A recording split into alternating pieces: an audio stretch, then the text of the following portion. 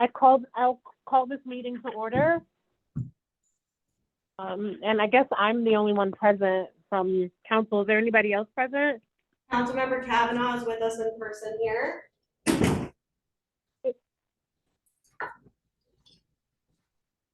And that's it. And that is all. It is you and Councilmember Kavanaugh. Like I said, Councilmember Medovetsky will be joining us soon.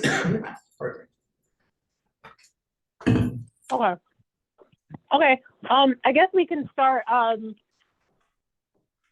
We have the speaker here, correct?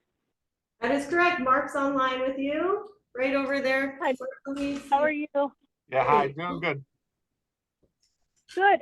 Thank you so much for meeting with us. I'm really excited about what you guys are doing, and if you could just kind of give us a rundown, kind of what we can do, as city council members, and just to get everything on the rolling. Like what are the next steps after you explain what your company does and everything like that. Absolutely. Happy to be here. Happy to meet a few other members of the council here. And so I know how to manage the time. This can be very thick. Would you like a 5-minute overview and then a pause, or yes, a 20-minute? I don't want to go too deep in the weeds. I mean, just kind of a little bit, like 5-10 minutes, just what you do, how we can support this, well, basically first just start with what you do in your company. Okay. Well, my name is Mark Ropecki. I'm the executive director at Care Compass Network, and also our affiliate organization, Care Compass Collaborative. And we work to improve the health and wellness of the Medicaid members across the Southern Tier. We've been around almost exactly 10 years at this point. We were very active and have been active with New York State and CMS on some 1115 waiver functions. And the premise of the 1115 waivers is that we have an existing Medicaid program. In New York State, it happens to be an expansion program where we offer more services to the Medicaid population than most other states. And and within that, New York State has not seen the quality results that it would expect to see from the program. So it uses initiatives like the 1115 waiver to allow for special innovation separate and apart from existing Medicaid services. So that's why it's a waiver. It's a waiver from the existing contracts that it might have with the managed care organizations like Fidelis and Excels, who are pretty large in our region. Previously, my organization, if you've never heard of Care Compass, we've invested over $100 million into the Southern Tier community, with the heaviest density being in Broome County. So we've been at this and at scale at this for a number of years now. But this latest 1115 waiver just came out and is just starting January 1. Care Compass is representing the Southern Tier region, which includes Broome County. And the premise of this new waiver, which is going to go, it's effective immediate, and it goes through March of 2027, is to see how we can start to leverage community services to improve the health and wellness of the Medicaid population. Previously, we've done things like invested a lot in primary care, invested a lot in care transition. So somebody's in the emergency room, somebody's in a hospital at an inpatient stay. How can we support their transitions of care?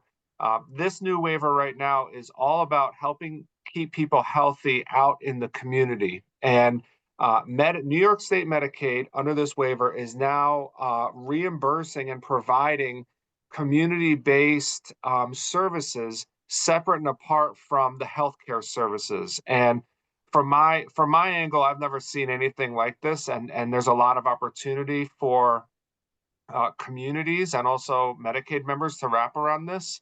When I met with Hadassah, I shared that there was a housing component, which is fairly generous. And this is all based on improving clinical need. And I'll give some high level, just basic examples, but you could have somebody in the region who's on Medicaid and is maybe just had a hip surgery, and now is being sent home and is what they might call a slip and fall risk. Medicaid, to help prevent that, would pay for a hand railing to be installed in their shower, maybe pay for a ramp to be installed at their house. You might have somebody who's on Medicaid who has struggled with asthma year over year. And New York State Medicaid, to prevent the emergency room admission, to prevent an exacerbation of asthma, would pay for pest removal in their house. Medicaid typically would not have any function with installing hand railings or doing pest removal services, but also from an asthma perspective, they might do mold abatement. They might install an air conditioner or an HVAC filtration unit into somebody's house. Now, that is extended to if a Medicaid member owns a property or if they're a renter. And there's no penalty to a landlord or a homeowner if there's a call in because there happens to be mold in a part of the building or there's a not functioning air conditioning unit. But these are the kinds of things that Medicaid is now paying for, with the hopeful anticipation that proactive treatment of healthcare or drivers of health in the community can positively impact somebody's health and avoid the need to go to the emergency room, avoid the need for a high cost service. So that's just in 5 minutes. I'm trying to give some examples, but there are new housing reimbursement costs that are pretty significant to people that are in need. And I'd add there's clinical need. There's also supports to individuals that are being released from prison. They instantly, due to income class, would be deemed on Medicaid. The program would also pay for first month's rent, security deposit to help them get set up in a house and then not be worried about where they can live as long as they can find a place to live. And then go focus on, finding a job and reacclimating into the community. So there's a lot there's a lot that I could say about eligible services, but we're just trying to raise awareness. There's a lot of organizations that are participating. We have a public facing website, but it's all based on a person's identified need. So there's really a lot of awareness campaign that we're doing right now to help raise the education and increase the engagement from the community so people tap into these resources. I love that. So, how does someone get referred? They would have to they'd have to be on Medicaid, of course, but how can we refer them through the city to this program, and what would we need to do to get this program rolling? Because we do have a high population of people who have Medicaid, who receive Medicaid here. So how could we get this information to schools, to anybody, and how does the process work for that first? That's my first question. Yep, there's about 40 participating organizations that are helping us do the work. But the way that somebody accesses the services is it starts with a self-screening assessment. So somebody would have to complete a screen. They'd have to fill out, their basic demographic information. I would believe I'm the only Mark Rapecki in the entire world that's not a common name, but you do get names where you need specific Medicaid identifiers to make sure you're looking at the right person. And so somebody would fill out the self-screen. They might identify whether or not they have food insecurity, whether or not they have housing insecurity, and you sort of go down. It's a standardized national survey called the Accountable Health Communities Screening Tool. After they filled that out, that would then go into a system that a team of community navigators are looking at. The eligibility is based on a series of factors. One is a Medicaid member's identification of where they have need, and they must also have a documented clinical need. So I have that example earlier about somebody who has asthma.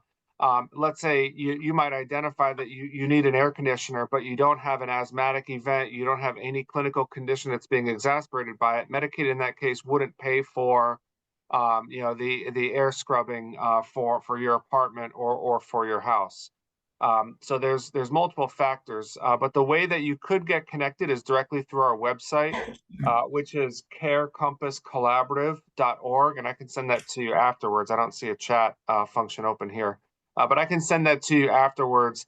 And that's a place where a Medicaid member could directly go in and apply, or let's say you have a housing coordinator or a landlord, anybody could, provide that link to an individual. But that's where the Medicaid member could directly go in and apply and get started with the process. Do you have any flyers or anything that we can bring to neighborhood assemblies? Ooh, that's a great question. I can go back to the team and see if they have printed flyers. I think we do have PDF, flyers for emailing out to our stakeholders, but I can find a printed copy and get them to you. What would be the best way to get those to Something you? like a quarter sheet. Something like a quarter sheet. Gotcha. Okay. Yep, we can get some to you.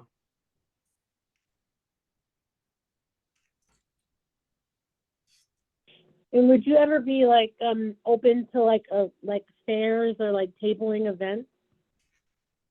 Yep, we 'Cause actually we did a table at the Speedy Fest this past year. It was just prior to when the program was coming out, but we were trying to build some awareness. So definitely, yeah, we're open to tabling. We're open to heading out to different venues. So wherever we can raise the awareness, we're trying to do that. Okay. I have some other ideas, but I guess like I'll email you regarding that to kind of get that out there. I don't think a lot of people know that, this program exists. And I really feel like it would help so many of the residents for Binghamton. Yeah, Binghamton in the Southern Tier region, Binghamton is the largest population density, for Medicaid. It's the largest city, across the region. So we've got a lot of interest to make sure that we have enough service providers. This just started in January, so we are still adding more service providers. I can say services have started. There's if you can imagine, it is a social intervention system that is being supported by a clinical medical system like Medicaid. So to the agencies that are coordinating services, there's just like on a hospital setting, there's bills, there's codes, you have that whole complication, but we manage that in the background so that the Medicaid member can just coordinate their services directly. So yeah, if there's any direct referrals that you wanted to make, you could do that. Are you thinking that you have events or stakeholders in the community that you might be able to take handouts to? Yes. Yes, I would. Okay.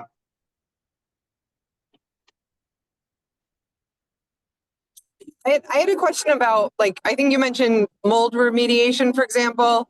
How does, like, is there any problems or any issues that landlords might run into or like get in trouble or anything like that if their tenants participate? And how does that all work out so that we're getting the work done and, getting people to want to cooperate and participate?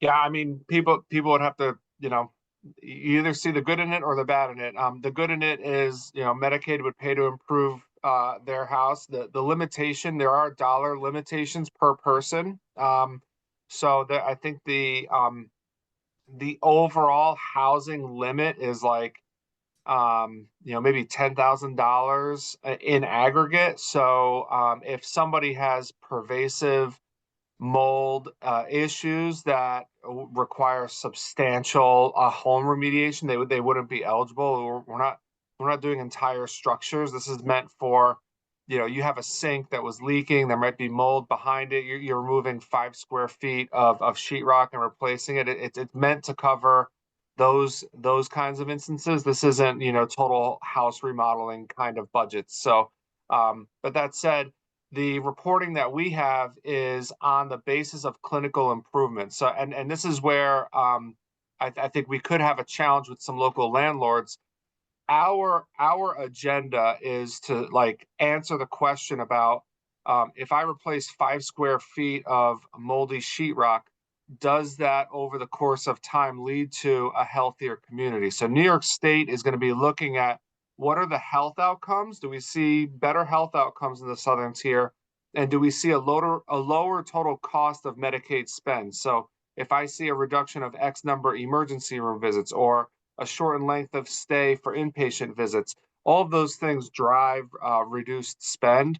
That's the kind of stuff that New York State is looking at. They're not looking at let's report landlords. That's not a part of this. But I could see how a landlord would be suspicious or hesitant to receive services and then be on the hotspot for having a mold issue or lead pipes or whatever might be on their radar. But that's not on our agenda by any means. One of the other things that I'd say about this program is it's a 2-year funded waiver. So we have 2 years to deploy services, 2 years to demonstrate, what's the need in the community. But then once you identify the need, you provide the service and you show the impact. So this isn't an indefinite service. This is something that has a limited lifespan. And the best and only way, presumably, that we could see an extension of these services is we're able to demonstrate the outcome. So we're just getting started right now. Right now, our goal is to engage organizations that provide some of these services. I'm focusing on housing, but there's also food insecurity, meal deliveries, all those kinds of things. But long term, and where we get into later this year, we're going to start to look, are we seeing an improvement in clinical, quality scores for the region? So it's sort of the service delivery component, but then also are we seeing an improved health score for the region? Is there any concern about the high rate of people moving from apartment to apartment? So you make the improvement to one apartment and then the person moves and now those upgrades are no longer there for the person that had the medical condition and now you have a different tenant there.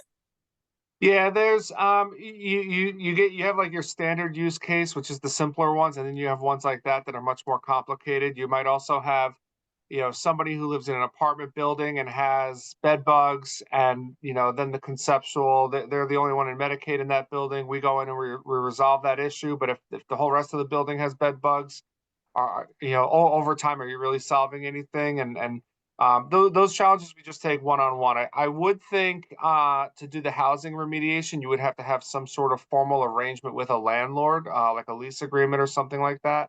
I can check with the team on that, but you would have to navigate that within the community. There are considerations. This is a statewide program, so we're one of 9 agencies that's coordinating this. So if you had not like a local migration instance like that, but if you had somebody who lived in Binghamton and then moved to Albany, we could hand off the services that they were eligible for in Binghamton, hand them off in Albany, and they could continue to receive those services, or vice versa. If somebody lived in Rochester and moved to Binghamton, their eligibility from Rochester would still qualify.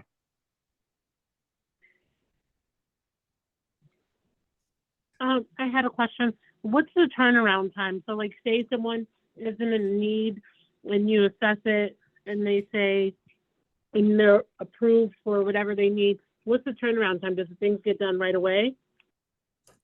Oh, no. So the first step is that they fill out the screening tool and they give a consent to receive a follow-up phone call from a community health worker or a navigator. And they might get that phone call within 1 to 5 days. And then they have a conversation to talk about what are your needs.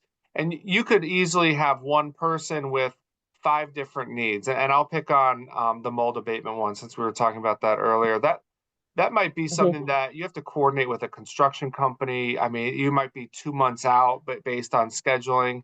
But you can start the process versus some services you can start very quickly. There's a component of this that allows for back payment of utility bills, which is a big one at this point in the year where you've had winter, you've had oil, natural gas, NYSEG, all of those things are very common. So some of those are easier to do versus some where you have to coordinate multiple things. And even if you have pest removal or mold abatement, sometimes you might have to have alternative housing. So you're coordinating, multiple different components to make it happen. But long story short, it's the navigator and the case management process that can get you through, when to provide the service in a way that's, services are available and also in a way that works with somebody's schedule.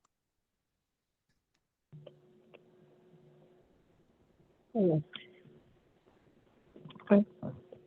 And how do we, do we as a city need to, I'm sorry, do we need to become a provider? Because I know you were saying something about providers, you have people signed up.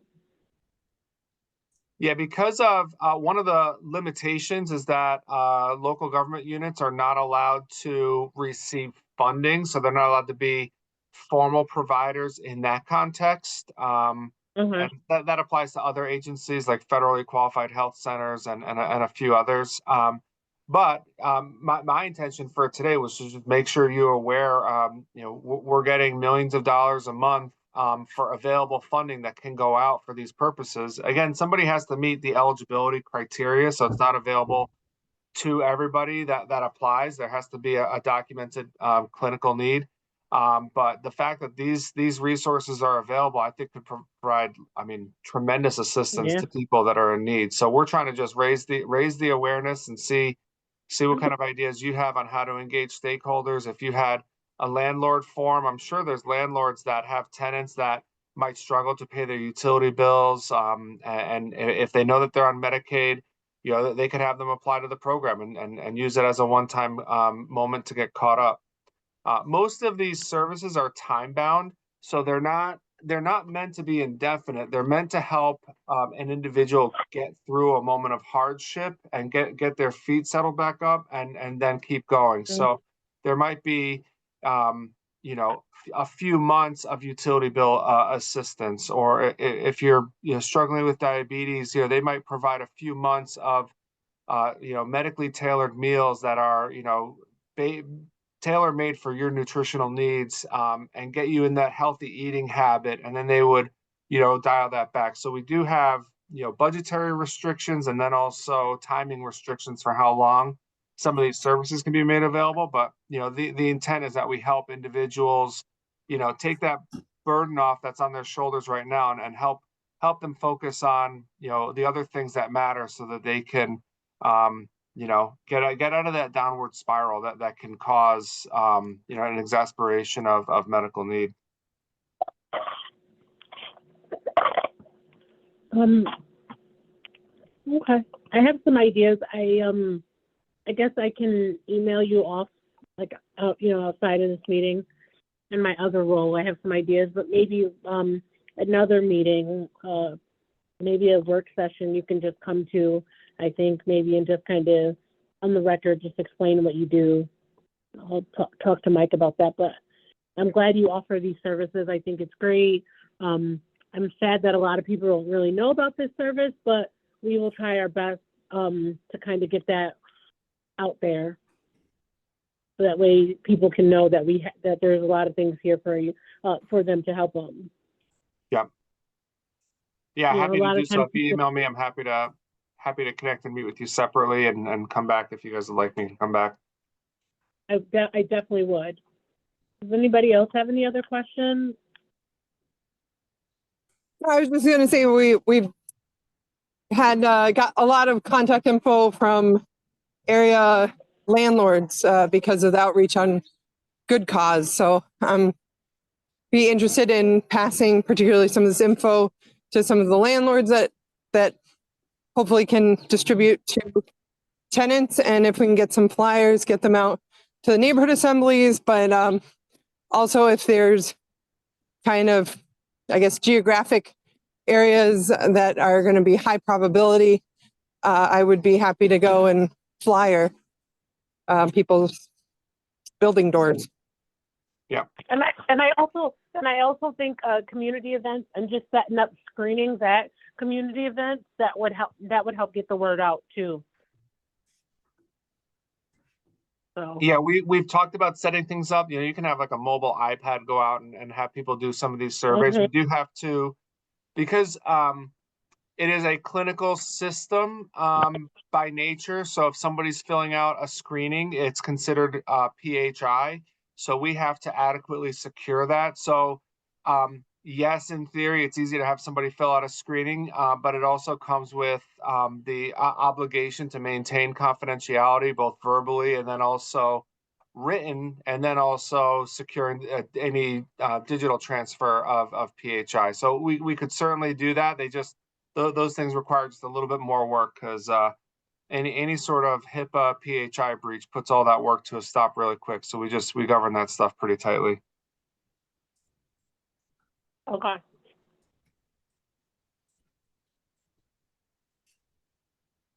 Okay. Anybody else have any other questions?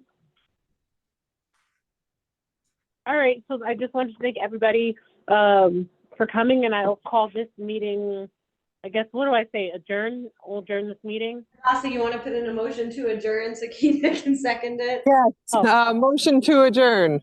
Perfect. I'll say Keena seconded, and we are all set. Have a wonderful rest of your day, everybody. Thank you for joining.